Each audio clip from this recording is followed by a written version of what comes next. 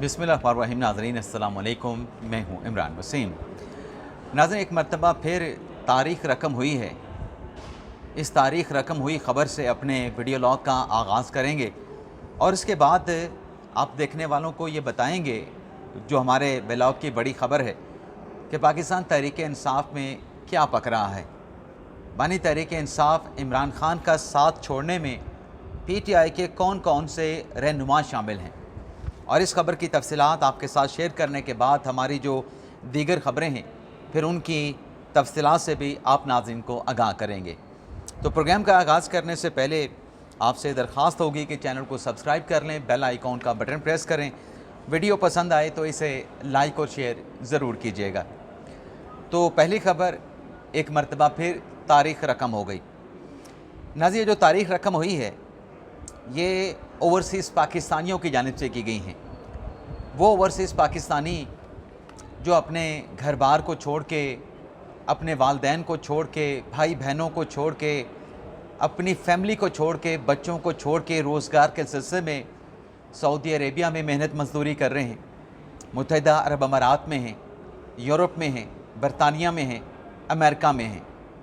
और इन ओवरसीज़ पाकिस्तानियों की जानिब से वहाँ से जो अपने प्यारों की माली सपोर्ट के लिए जो रकम भिजवाई जाती है, उस रकम से पाकिस्तान की इकॉनमी चलती है।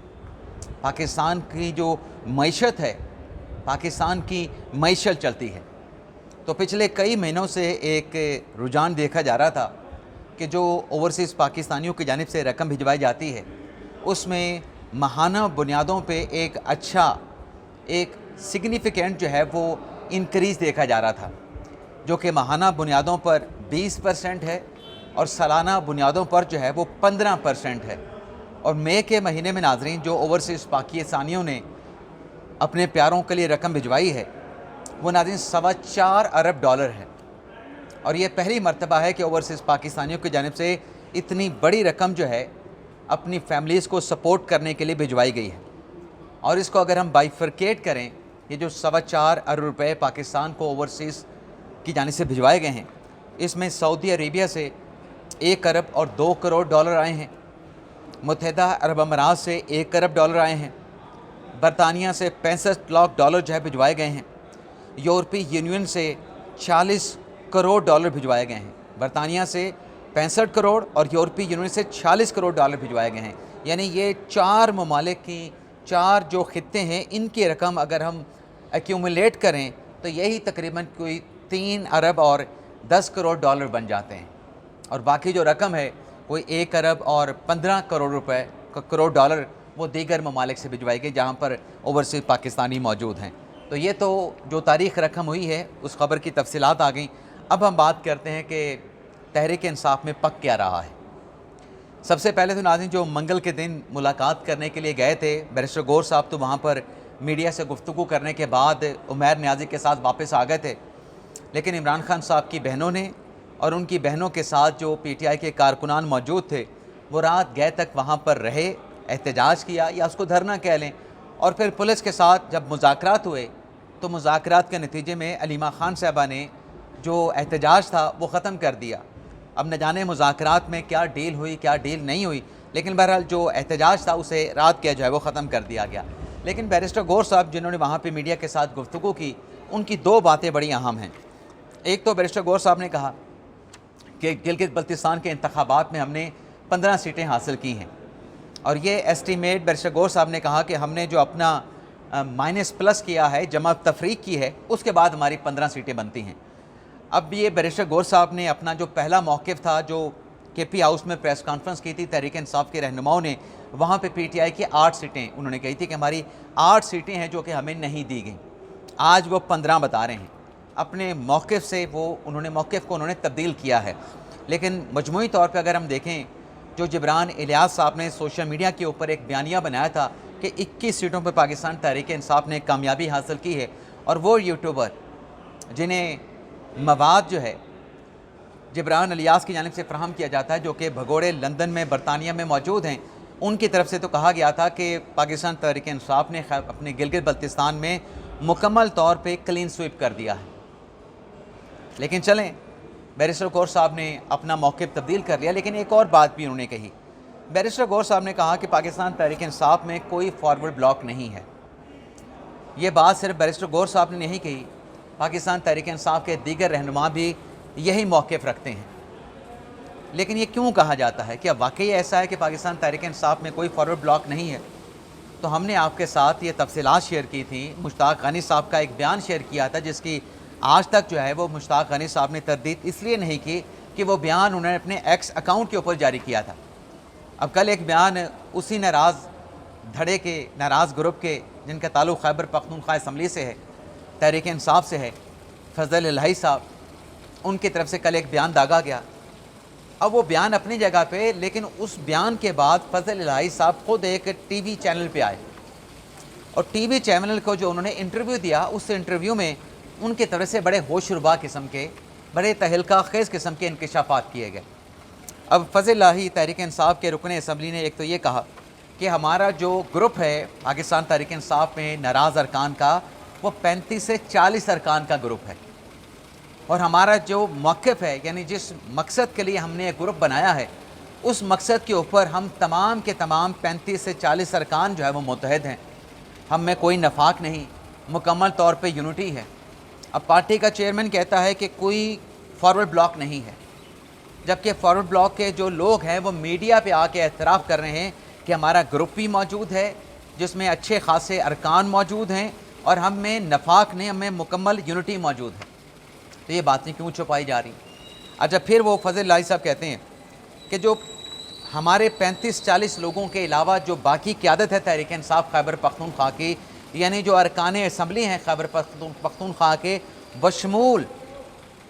बशमूल खैबर पख्तूनख्वा के वज़ीर आला सुहेल अफरीदी साहब, ये इमरान खान साहब के साथ मुखलिस नहीं हैं। और वो नाराज़ ग्रुप का धड़ा ये दावा करता है कि खान साहब के साथ अगर मुखलिस हैं तो हम हैं, ये मुखलिस नहीं हैं। अब खान साहब के साथ किसी का मुखलिस ना होना, ये करार देना, इसका मतलब क्या है? कि वो खान साहब के साथ उसकी लॉयल्टी नहीं है। यही होगा ना कि मुखलिस नहीं तो लॉयल्टी नहीं है। और इसी बात के ऊपर फिर लोग गद्दारी के सर्टिफिकेट भी निकाल लेते हैं कि ये तो गद्दार कह दिया गया है, हम वफ़ादार हैं, दूसरे गद्दार हैं।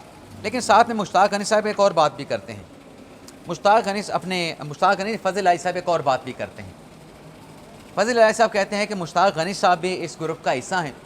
साथ में फजल इलाही साहब ये कहते हैं कि इमरान खान साहब अगर जेल में हैं तो हमारे अरकान की वजह से, हमारे मरकज़ी क़यादत की वजह से जो है वो जेल में हैं, क्योंकि मरकज़ी क़यादत ने और हमारे पार्टी के लोगों ने, ख़ास तौर पे खैबर पख्तूनख्वा के लोगों की जानिब से जो अब तक फ़ैसले लिए गए हैं, उन फ़ैसलों की वजह से इमरान खान जेल से रिहा नहीं हो पाए।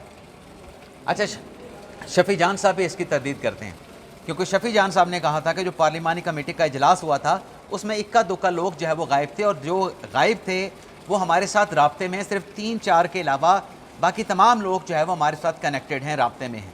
सिर्फ 3-4 लोगों से हमारा राब्ता नहीं है।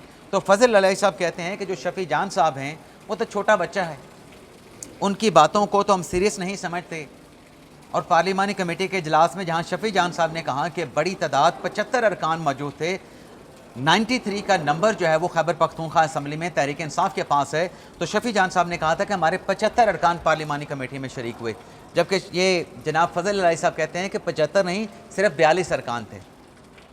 लेकिन इस नाराज़ ग्रुप के जो रहनुमा फजल इलाही साहब कह रहे हैं कि हमारे मौक़िफ़ में इत्तेहाद मौजूद है, यूनिटी मौजूद है, तो अब ये कह ये रहे हैं कि हम इमरान खान साहब की जो रिहाई है, इस रिहाई का एक मुस्तहकम हल पेश करेंगे कि इमरान खान साहब को जेल से कैसे निकाला जाएगा।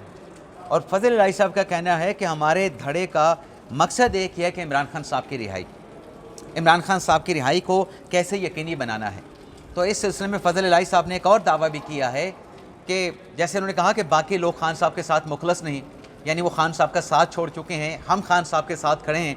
वहीं फजल इलाही साहब ने यह भी कहा है कि इमरान खान साहब की रिहाई के हवाले से हमारा जो ग्रुप है, हमारा जो धड़ा है, इन तमाम अरकान से हम हलफ लेंगे, इनसे कसम उठवाएंगे कि वो इमरान खान साहब की रिहाई के लिए खड़े रहेंगे, और इमरान खान साहब की रिहाई के लिए जो फ़ैसला भी होगा उस फ़ैसले को मुकम्मल तौर पे सपोर्ट भी करेंगे। अब ये तहरीक इंसाफ के अपने लोग आके कहानी बता रहे हैं। اب اس میں کوئی انکار کرتا ہے فارورڈ بلاک ہے، فارورڈ بلاک نہیں ہے، لیکن پی ٹی آئی کے اپنے لوگ آ کے اس بات کا اعتراف کرتے ہیں کہ دھڑا موجود ہے اور دھڑے کا مقصد عمران خان صاحب کی رہائی ہے، عمران خان صاحب کے رہائی کو یقینی بنانا ہے۔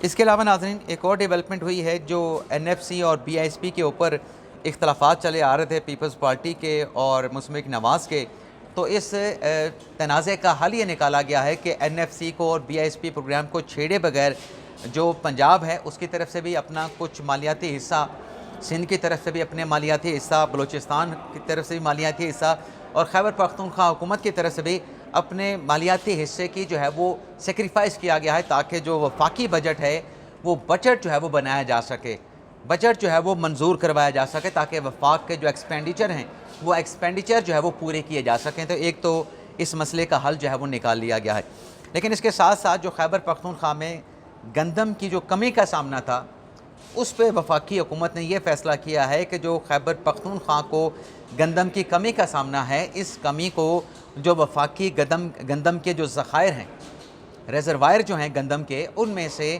خیبر پختونخوا کے عوام کو جو ہے وہ گندم مہیا کی جائے گی، پاسکو سے یہ گندم جو ہے خیبر پختونخوا کو دی جائے گی، اور اس پہ وفاقی حکومت کے ذرائع کا یہ کہنا ہے کہ عوامی فلاح و بہبود کا کوئی بھی کام ہوگا اس پر وفاق جو ہے وہ صوبوں کو مکمل طور پہ سپورٹ کرے گا۔ اس کے ساتھ ساتھ ناظرین ایک اور خبر بھی ہے چھوٹی سی سہیل افریدی صاحب کے حوالے سے۔ سہیل افریدی صاحب جہاں اب فارورڈ بلاک کی وجہ سے مشکل میں ہیں، لیکن ایک مشکل ان کی یہ بھی ہے جناب اپنے سہیل افریدی صاحب کی، جو ان کے خلاف عدالتوں میں پڑے زیر التوا مقدمات ہیں۔ اب افریدی صاحب کا 9 مئی کا مقدمہ بھی ہے، افریدی صاحب کے خلاف کچھ اور مقدمات بھی ہیں، لیکن ایک مقدمہ ریاستی اداروں کے خلاف کو ملائن کرنے کا، بیانات دینے کا، جس پر این سی سی آئی نے مقدمہ درج کے چلان داخل کیا تھا اسلام آباد کی ماتحت عدلیہ میں، وہاں سے اب ایک مرتبہ پھر سہیل افریدی صاحب کے اریسٹ وارنٹ جاری ہوئے ہیں، کیونکہ سہیل افریدی صاحب پیش نہیں ہوئے تھے۔ تو جو جج صاحب ہیں، مجسٹریٹ ہیں میرے خیال میں محمد عباس صاحب، ان کی طرف سے سہیل افریدی کے وارنٹ گرفتاری جو ہے وہ جاری کیا گیا ہے کہ انہیں گرفتار کر کے آئندہ سماعت پہ پیش کیا جائے۔ اجازت چاہتے ہیں ناظرین، اللہ حافظ۔